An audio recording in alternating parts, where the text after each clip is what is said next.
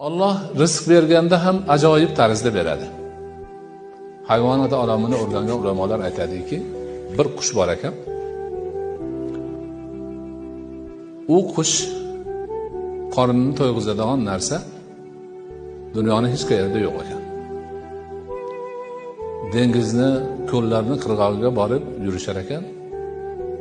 Dengizdagi, quruqlikdagi hayvonlardan yeb yutib bo'lgan timsohlar tishini orasiga go'sht kirib qolib, haligi tishini orasini qichitib, o'zlari azob tortib, qirg'oqqa chiqib, ko'zini yumib, og'zini ochib yotar ekan.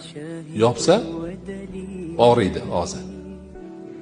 Og'riqqa chidamay og'zini ochib yotar ekan, haligi qush kelib, timsohning og'ziga kirib, tishini orasidagi go'shtlarni olib yeb, qorni to'yib uchib ketar ekan.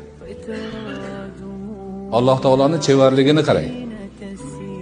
Vahshiy, ko'rgan narsasini yutadi. Shunaqa yutib, qoniga kirgandan qolganini tishini og'ritar ekan. Alloh shunaqa qilib qo'yibdi. Optovga chiqib, og'zini ochar ekan. Yopdi, og'zi og'riydi. Ochsa, orom olib turar ekan. Shu vaqtida qush kelib, uni og'ziga kirib, qo'nib, tishini ustida sakrab yurib, haligi oradagi qisilib qolgan go'shtlarni terib yeb chiqib ketar ekan. Mana Alloh taolo rizq berganda mana qilib beradi. Buni bandalar tushunishi kerak.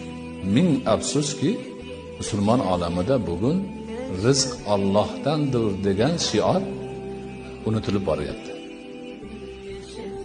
Rizq Allohdan ekanligini nihoyatda yaxshi tushunib yetishimiz kerak. Va o'sha rizqni Alloh taqvodor bandalariga berishini ham anglab yetishimiz kerak.